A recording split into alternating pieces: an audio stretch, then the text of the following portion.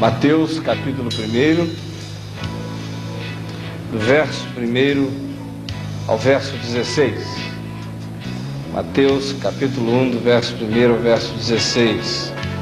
Diz assim a palavra de Deus: livro da genealogia de Jesus Cristo, filho de Davi, filho de Abraão. Abraão gerou a Isaque, Isaque a Jacó, Jacó a Judá e a seus irmãos. Judá gerou de Tamar a Perez e a Zerá. Perez gerou a Esrom, Esrom a Arão. Arão gerou a Aminadab, Aminadab a Nasson, Nasson a Salmão. Salmão gerou de Raabe a Boaz. Este de Rute gerou a Obed, Obed a Jessé. Jessé gerou ao rei Davi, e o rei Davi a Salomão, da que fora mulher de Urias. Salomão gerou a Roboão, Roboão a Abias, Abias a Asa.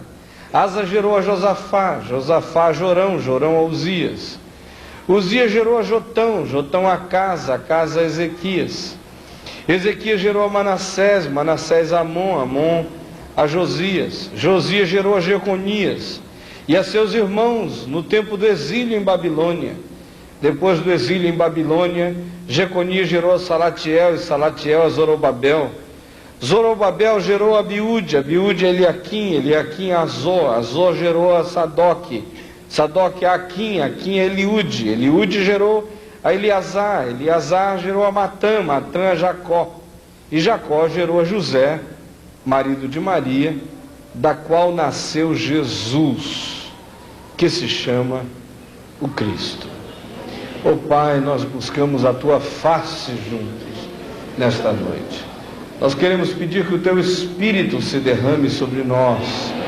Teu Espírito nos dê palavra de revelação, no conhecimento da Tua vontade e da Tua palavra. Pedimos agora que Tu clareis a nossa mente, os nossos pensamentos, que Tu tires toda a turbulência do nosso espírito, da nossa mente, para que a Tua palavra flua através da nossa vida. Nós pedimos que seja assim, que aqui não haja ninguém que consiga se esconder de Ti, do alcance da Tua mão. Quero pedir que seja assim em Teu nome, Jesus. Amém e amém. Podem sentar-se.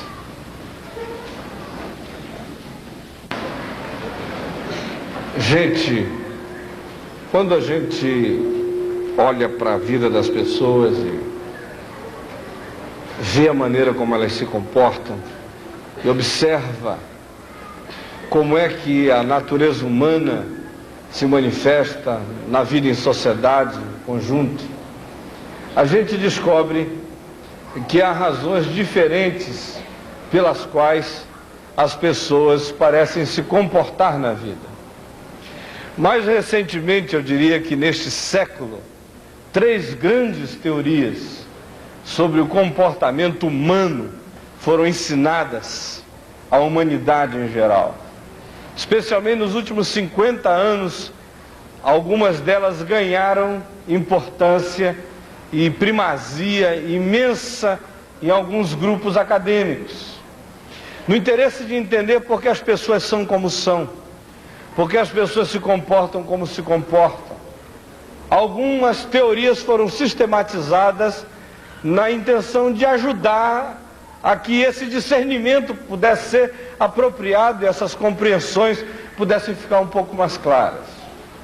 A grande questão é por que as pessoas são como são, por que elas se comportam como se comportam, por que elas são esquisitas às vezes, de onde é que vêm as idiosincrasias delas, as estranhezas delas, as manias delas, as taras delas, as doenças de comportamento de cada uma delas, de onde é que brota a tortuosidade que às vezes aparece dentro de nós. Não só aqueles que olham para a vida com perspectivas de fé fazem essas perguntas, mas aqueles que olham para a vida até com perspectivas ateias fazem as mesmas perguntas. Foi por isso que, como eu disse, nos últimos anos, especialmente neste século, 3 teorias foram desenvolvidas na tentativa de explicar o comportamento humano. A primeira teoria foi a teoria geneticista, que ela é, eu diria, um pouco mais recente. Ela surgiu no horizonte acadêmico há 30 anos passados, especialmente, com alguns geneticistas, com algumas pessoas preocupadas com a vida biológica, e um deles, talvez o mais famoso, foi o Dr. Franz Crick, que até hoje é famoso no mundo acadêmico. Ele partiu de algumas pesquisas que um outro cientista tinha começado, Pavlov, na área do comportamento, mostrando que os seres são condicionáveis profundamente. E esse Franz Crick diz que talvez o condicionamento seja eminentemente biológico. Vai ver que a memória celular, vai ver que essas coisas que vão passando de geração para geração, do avô para o filho, deste filho para o seu rebento, e daí em diante, tem uma força tremenda. Talvez seja por isso que algumas pessoas já nascem com propensões, parece que irremediáveis, para determinados comportamentos. Isso talvez já esteja no sangue, talvez já esteja na memória celular, talvez seja absolutamente hereditário, talvez venha daí, brote daí, surja daí, desta fonte genética, biológica, da memória que escorre pelo seu corpo, que passa de pai para filho, de geração para geração. E muitas pessoas passaram a acreditar nas teorias geneticistas que explicam o comportamento. E algumas pessoas entram em crise. Elas, quando veem, por exemplo, um pai bêbado, elas ficam sempre esperando de que a qualquer momento surja no coração delas essa tendência irreversível para a dependência alcoólica, para alguma outra dependência. Alguns olham para os seus progenitores e percebem neles alguns desvios mentais, algumas doenças, quem sabe uma esquizofrenia profunda, radical. Ele fica com medo de que, assim como o avô foi louco e o pai, quem sabe, foi louco, de um momento para o outro ele enlouqueça, ele pire, ele perca a cabeça, ele comece a fazer alguma coisa absolutamente desvairada. E há um temor enorme na vida de muita gente de que isso aconteça. E olha aqui para mim, vocês que estão aqui não estão livres disso. Possivelmente aqui entre nós haja pessoas com neuroses terríveis nessa área. Como é que será que o meu filho vai ser? Com o marido que eu tenho, o pai dele daquele jeito, a mãe dele daquela forma. Será que essa carga não vai ser liberada, não vai surgir com uma força enorme afetando as minhas gerações, aqueles que vão proceder de mim? Uma segunda teoria para explicar o comportamento humano é a teoria psicológica. Foi especialmente desenvolvida por Sigmund Freud, que tentou entender o comportamento humano à luz das influências que o ambiente imediato, especialmente o ambiente familiar, as relações com o pai, com a mãe, as figuras parentais, podiam trazer para dentro do coração de uma pessoa, de um filho, crescendo naquela casa. A grande questão podia ser, por exemplo, a seguinte: que uma mãe forte, dominadora, mandona, ditadora, tirana, toda poderosa, casada com um homenzinho pequenininho, franzininho, doentinho, resfriadinho, com um pigarrinho, que não se dá bem no trabalho, que é o último em tudo que faz, que pede licença até para cruzar as pernas no sofá de casa, tem um pavor enorme da mulher, tem medo de apanhar, que esse casal desequilibrado possam gerar filhos muito doentes. Por exemplo, é possível que a garota fique com tendências lésbicas, que a figura feminina que ela conhece foi dessa mulher macho, tremenda, forte, que nunca inspirou feminilidade nela, que nunca inspirou a ser menina delicada, a ser mulherzinha atraente, a ser agradável nas relações, porque a mãe era um xerife, a mãe era um John Wayne, a mãe era poderosa, a mãe era um cangaceiro de saias, Enfim, e a garota nunca conseguiu liberar a feminilidade dela. De outro lado, nessa mesma casa, quem sabe o garoto da família adoeceu, foi ficando fraco, foi falando fino, foi desaprendendo a ter posturas fortes, ele corria o risco até de ficar efeminado. Quem sabe o garoto mais novo efeminou-se, o mais velho sobreviveu ao homossexualismo, mas é fraco em tudo que faz, ele fala rouco, ele não consegue dizer eu quero, eu gosto, é para lá que eu vou, é assim, porque o pai é uma figura deformada, doentia. E Sigmund Freud trouxe os exemplos os mais variados para mostrar que essas relações de casa, de cama, de mesa, de banho, de olho no olho, entre marido e mulher, pais e filhos, são absolutamente importantes, absolutamente fundamentais, essenciais, e que têm uma força enorme na configuração da personalidade, do comportamento, do desenvolvimento, da postura das pessoas. E ninguém pode negar que essas relações têm uma força enorme. Terceira teoria para explicar o comportamento humano foi a teoria sociológica. Essa teoria sociológica foi especialmente desenvolvida por Karl Marx, que olhou para o horizonte, olhou para a sociedade e disse o seguinte: a grande tendência humana é se orientar em função das relações de trabalho. Grande força na sociedade é o dinheiro, é a economia, é o capital, é a produção. Sociedade tem que ser entendida assim, o comportamento humano tem que ser entendido dessa forma. Elaborou uma teoria chamada de marxismo, que tenta explicar essas relações.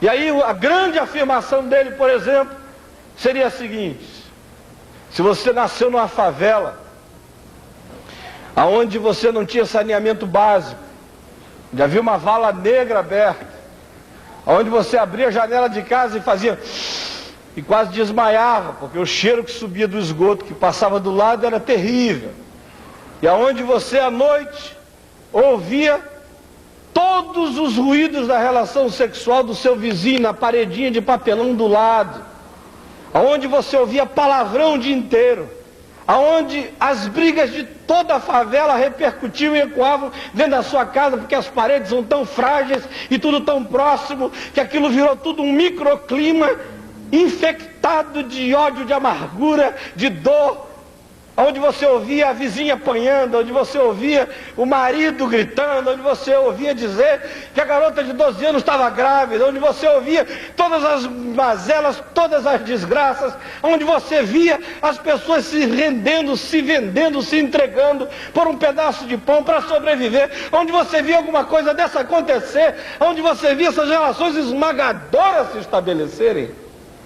Você não tinha outra saída para se tornar um sujeito violento, amargurado, criminoso, que ia à rua, ia quebrar tudo. E o Marx então diria o seguinte: o que vai salvar essas pessoas é educação, é escola, saneamento, é comida, isso vai salvá-los. Agora olha aqui para mim, todos vocês.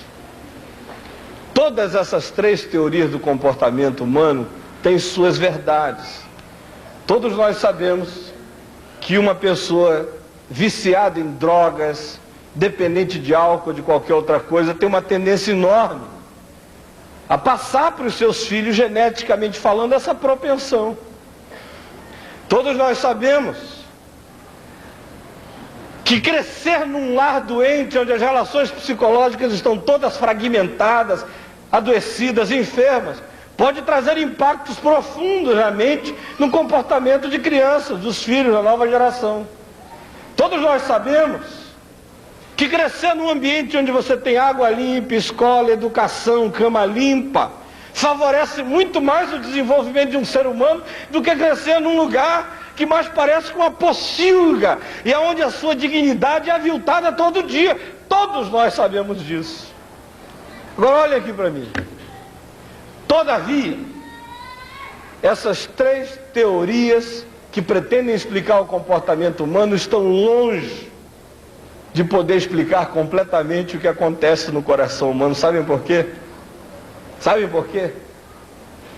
Porque é possível você ver pessoas que tiveram os pais mais doentes, geneticamente mais enfermos, mais distorcidos, mais adoecidos, nascerem desses pais, com todas essas cargas que estão no corpo deles, que passaram para os filhos, mas os filhos não se tornaram de maneira alguma vespas. Porque meu pai era uma vespa que dava ferroada, eu nasci com ferrão, vou dar ferrão para sempre. Você vê frequentemente pessoas quebrando esse padrão. Você vê frequentemente pessoas nascendo em lares enfermos psicologicamente, se tornando pessoas sadias, sensíveis, e você também vê o contrário, pessoas saírem de lares onde as relações familiares eram absolutamente, aparentemente sadias, se tornarem pessoas estranhas e diferentes do ambiente no qual eles foram criados psicologicamente. E você também vê uma terceira coisa. Você vê gente morando na Zona Sul, nos triplexes de Ipanema, traficando cocaína e se tornando as pessoas mais perversas da cidade. E você vê pessoas saindo das favelas as mais violentas e se tornando verdadeiros lírios de beleza humana, gente finíssima, gente maravilhosa, de uma humanidade incomparável. Por que eu li Mateus 1? Por que eu li a genealogia de Jesus? Estou falando dessas 3 teorias do comportamento humano até agora. Por uma razão simples. Olha aqui para mim. Pouca gente teve uma família mais complicada do que Jesus. Pouca gente teve parentes tão doentes, tão esquisitos, tão complicados que Jesus. Pouca gente teve uma ascendência histórica de gente tão torta quanto Jesus. Se não olha aqui para essa genealogia, esses nomes que vocês veem aqui, todo mundo fica com a impressão que é nome de santo, não é mesmo? Santa Tamar, hein? São Judá, Santa Raabe, Santa Ruth, São Davi, São Salomão, São Urias, Santa Betseba, hein? Ou então, São Uzias, São Jorão, São Jotão, São Acais, São Manassés. Esse pessoal, eles são, mas não são santos. Todos eles são, outra coisa, menos santos. Ao contrário, um bocado de gente complicada. Se fosse depender das 3 teorias do comportamento humano, Jesus nunca seria quem ele foi, o santo, santo, santo, santo. Se fosse depender daquelas raízes ali, ele estava absolutamente encurralado. Se não, olhem alguns desses descendentes. Primeiramente o verso 3 nos fala de Tamar, que gerou um filho de Judá. E você diz, que coisa bonita, casalzinho lindo, Judá e Tamar, que gracinha. Só que Judá era o sogro e Tamar era a nora. Saiu um filho entre o sogro e a nora. Negócio esquisito, doentio. Aí você chega e olha para um outro exemplo, verso 5. Olha esse casal lindo, Salmão e Raabe. Coisa maravilhosa. A gente não pode explicar que durante anos e anos e anos, Dona Raabe rodou bolsinha na escola, na esquina de Jericó. Anos e anos e anos. Prostituta da cidade, sem pedigree e sem moralidade afirmada. Com uma história estranha, com memórias psicológicas fortíssimas, como mulher objeto durante anos. E ela é salva milagrosamente e entra para a genealogia do Salvador do mundo. Alguns desses que aparecem aqui, dos reis que são aqui mencionados, foram alguns dos reis mais corruptos que a história já conheceu. O problema do João Alves era brincadeira, perto de alguns dos problemas que aparecem aqui, não é? Você vê aqui algumas dessas pessoas, alguns desses reis, fizeram coisas pavorosas. Você veja, por exemplo, o exemplo de Davi, que é uma pessoa extraordinária. Mas ai de mim se algum dia na vida fizer algumas das coisas que Davi fez. Nunca mais eu me recupero, nem para escrever o Salmo 51, que é um salmo de arrependimento.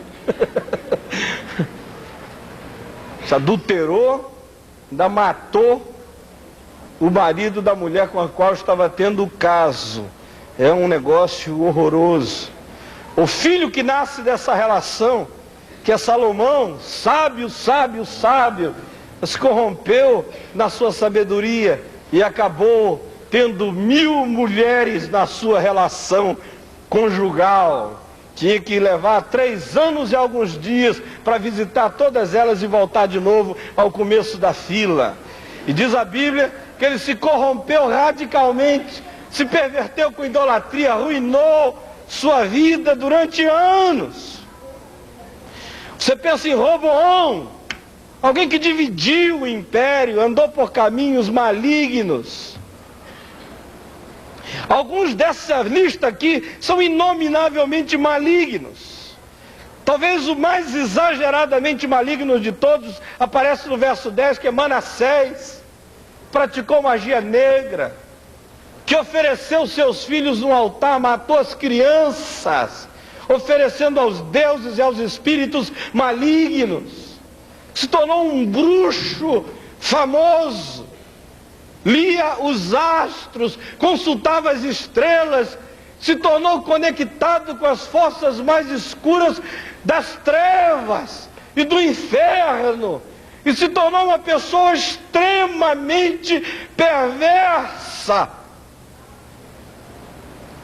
que passa por uma situação de caos pessoal, até que a luz volta à sua mente, e o arrependimento lhe alcança, mas não sem consequências, não sem que ele estrague toda a sua família, arruine o seu império, arrebente a sua vida. Nós não temos tempo aqui para mostrar todos os elementos de complicação nessa genealogia, mas são inúmeros, são muitos. Agora olha aqui para mim. Fosse hoje em dia, alguém ia dizer o seguinte: para Maria poder ser a mãe do Salvador do mundo, ela tem que quebrar todas essas maldições familiares antes. Sai quebrando uma por uma, porque o que tem de malignidade para trás não é brincadeira. Mas eu não vejo Maria fazendo isso. Maria conhece o Senhor. Maria ama Jesus. Sem saber que Jesus vai sair dela, ela ama a esperança do Messias. Ama a esperança da salvação, ama o Criador de todas as coisas, deseja ser instrumento de Deus na vida. O coração dela é limpo, é puro. E um dia ela recebe uma visita angelical, e Gabriel se apresenta a ela e diz a ela: salve, mulher abençoada, e diz: olha, a sombra do Espírito de Deus está sobre ti, de ti vai nascer um ente santo, que vai nascer daí. Ele vai ser da raiz de Davi, mas ele tem raízes mais acima, raízes da eternidade. Ele vai ser gerado pelo Espírito Santo em ti, vai ter relações com a eternidade e relações com a história, porque tu és filha da história, filha de Davi. Aí Maria ouve aquilo tudo, e ela simplesmente diz o seguinte: eis aqui está a serva do Senhor, que se cumpra em mim segundo a palavra do Senhor. Olha aqui para mim, todos vocês. Eu sei que há centenas de pessoas aqui carregando esses karmas terríveis na vida. Há pessoas aqui com medo de ficarem loucas, porque a mãe é louca, o tio é esquizofrênico, e o pai tem desvios de personalidade esquisitos. Você está com medo de que isso chegue a você. Há outros aqui que têm um medo enorme. Você está casada Mas você tem muito medo de que alguma coisa surja aí dentro de você. Talvez um macumbeiro da esquina ia dizer, talvez uma pombagira surja aí de dentro de você, porque a sua tia saiu com todos os homens da esquina. Sua mãe na juventude dormiu com 57. E você sabe disso, você tem medo, você está casada, mas você tem medo de que essa coisa um dia flore. Será que isso vai brotar um dia? Ou quem sabe a sua situação é uma outra.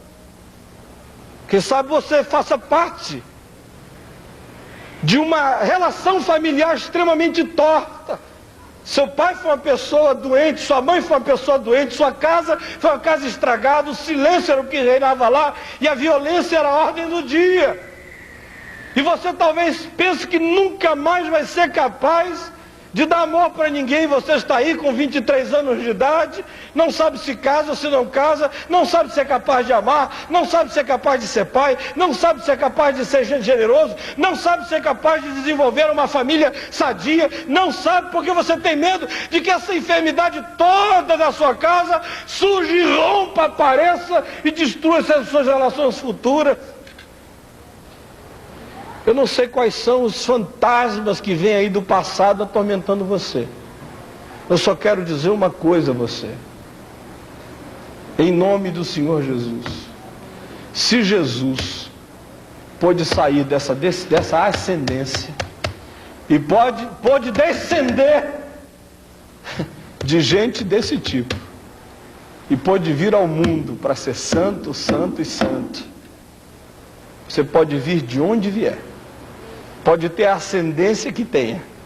Se você hoje disser, eis aqui o teu servo, eis aqui a tua serva, faça-se em mim conforme a tua vontade. Não interessa quem foi o teu tataravô, nem a tua tataravó. Não interessa qual é a tua ascendência, não interessa as tuas raízes, não interessa a doença da tua casa. Eu quero dizer em nome de Jesus que há poder no sangue do Senhor Jesus para lavar você e para libertar você de todos esses vãos comportamentos que os vossos pais nos legaram.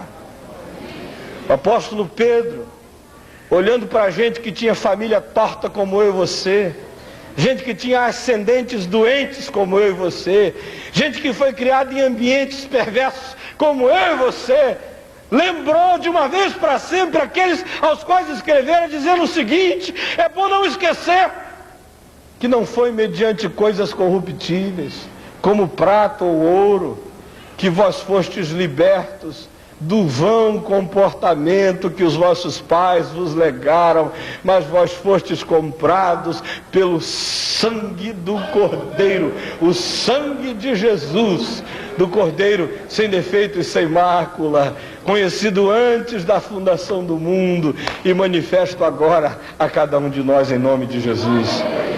Não sei quem é teu pai, não sei quem é tua mãe, não sei quem é teu tio, não sei as doenças genéticas da tua casa, não sei as paranoias psicológicas da tua família, não sei o ambiente social onde você cresceu, mas uma coisa eu sei: se alguém está em Cristo, é uma nova criatura. As coisas antigas já passaram, eis que tudo se fez novo. Será que não há cargas genéticas? Eu pareço com a minha mãe, porque eu saí dela. Será que não há cargas psicológicas? Há lembranças, há memórias, há. A criação tem o seu papel? Tem. Mas você não está afadado a ser uma vespa que vai dando ferroada por aí. Jesus pode arrancar esse ferrão seu em nome de Jesus. Pode ensinar você, ao invés de ser vespa, virar abelha de mel, em nome de Jesus. Esse é o milagre que o Dr. Franz Crick não conhece no geneticismo comportamentalista dele. Esse é o milagre que Sigmund Freud não conhece em todas as cadeias psicanalíticas e psicológicas que determinam certos fatalismos quase incuráveis. E esse é o milagre que Karl Marx não conhece. É o milagre de Jesus de Nazaré. E que diz: olha, da descendência de gente torta, eu posso desentortar pessoas e apresentá-las novas à vida.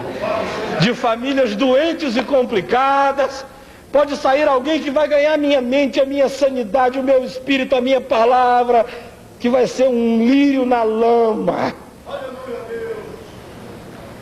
Nos ambientes sociais os mais estranhos, eu posso erigir e levantar santos e santas. Gente que vai deixar perplexo todos em volta. Porque se o Espírito do Senhor Jesus gerar isso em você, se você ficar grávida dessa vida nova, dessa vida nova no seu coração, se o Espírito gerar essa coisa nova de Deus aí, e se você disser, eis aqui o teu servo, eis aqui a tua serva, quebra esse negócio para trás, faz agora em mim aqui a tua vontade. Começa uma geração nova, eu me ofereço a ti. Ele vai fazer isso com você em nome de Jesus, amém? Não sei qual é a sua genealogia, mas eu vim aqui dizer em nome de Jesus, não interessa. Você pode hoje começar a zerar isso. Você vai precisar levar a sério coisas do passado para trabalhá-las, mas nunca para ser um condicionado. Você não é ratinho do Pavlov. Você é um ser humano, em nome de Jesus, que conta dentro de você com uma força que o Pavlov nunca conheceu. É a força do amor poderoso e libertador de Jesus Cristo. A força do Espírito Santo portando dentro de você. Será que você gostaria de orar comigo hoje à noite em nome de Jesus? Gostaria? Talvez você tenha vindo aqui com essa genealogia carregadíssima para trás, com esses medos, esses pânicos, essas fobias, esses temores, essas angústias, essa sensação de estar condicionado, de não saber quebrar essa cadeia. Você pode quebrar essas correntes em nome de Jesus. Só dizer, eis aqui teu servo, eis aqui tua serva. Deixa a tua palavra entrar em mim, deixa a tua vontade entrar em mim. Vem me impregnar, vem me engravidar da tua verdade, vem encher minha mente com a tua palavra. E aí não interessa quem foi o vovô, não interessa quem foi o papai. Eu conheço o meu Pai que está nos céus. Meu Pai que está nos céus é sadio e é santo. E eu posso ter a mente dele, posso ser lavado no sangue dele, posso crescer como filho dele, em nome de Jesus. Amém? Vamos todos ficar em pé?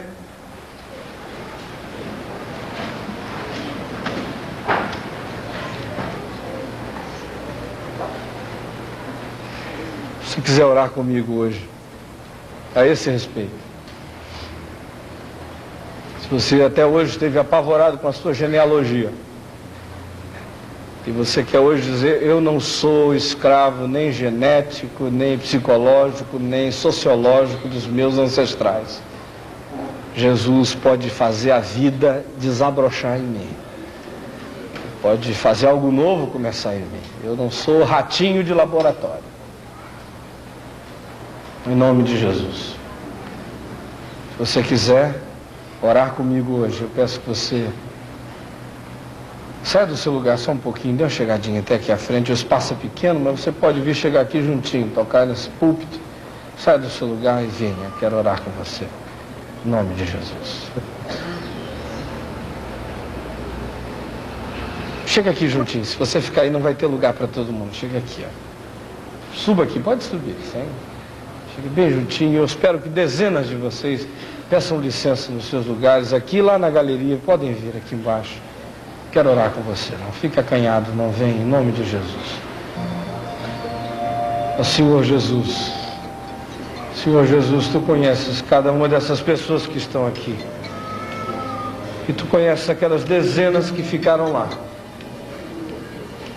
por razões que só Tu sabes. E eu quero pedir agora, Senhor, que Tu estendas as mãos sobre cada um aqui. Tu não deixes que essa carga pese tanto sobre eles, que eles percam a fé no fato de que Tu vieste ao mundo para que alguma coisa nova começasse. Tu vieste ao mundo para quebrar esses karmas, esses fatalismos, esses determinismos, esses becos sem saída, esses encurralamentos, Tu vieste ao mundo para arrebentar essas cadeias, essas comportas. Vieste ao mundo, Senhor Jesus, para dizer que é possível algo novo acontecer. Não importa a carga genética, não importa os condicionamentos psicológicos, não importa o ambiente social, algo novo pode irromper, um comportamento novo pode começar, atitude nova pode aparecer, uma maneira nova de se amar, de se auto-perceber pode surgir. Oh Jesus, tu vieste ao mundo e tu não disseste que as pessoas estavam fadadas a ser desgraçadas porque nasceram num lugar desgraçado. Tu disseste que apesar dessas coisas serem tão fortes e poderosas, apesar desses fatores serem tão importantes, o teu Espírito era mais forte ainda, Senhor. Oh, louvado seja o teu nome. É a ti que nós apelamos, ao Espírito Santo. Pedimos que tu venhas com poder sobre essas pessoas, tu geres na mente delas vontade de se abrirem para ti, serem impregnadas com a tua palavra. Ó Senhor, quando a tua palavra crescer dentro delas, vai ter poder mais forte do que as informações que o vovô e a vovó passaram, vai ser mais forte do que as lembranças familiares mais perniciosas, vai ser mais forte do que as cargas genéticas mais condicionadoras, vai ser mais forte do que o mundo, vai ser mais forte do que tudo. E eu peço, Senhor, que seja isso que tu faças nascer no coração de cada um aqui. Quebres essas cadeias do passado, em nome de Jesus. Rompe esses padrões, quebra estas cadeias, pelo teu sangue, Jesus. Pedimos que seja assim, em teu nome, Jesus, para a tua glória, Jesus. Amém, amém.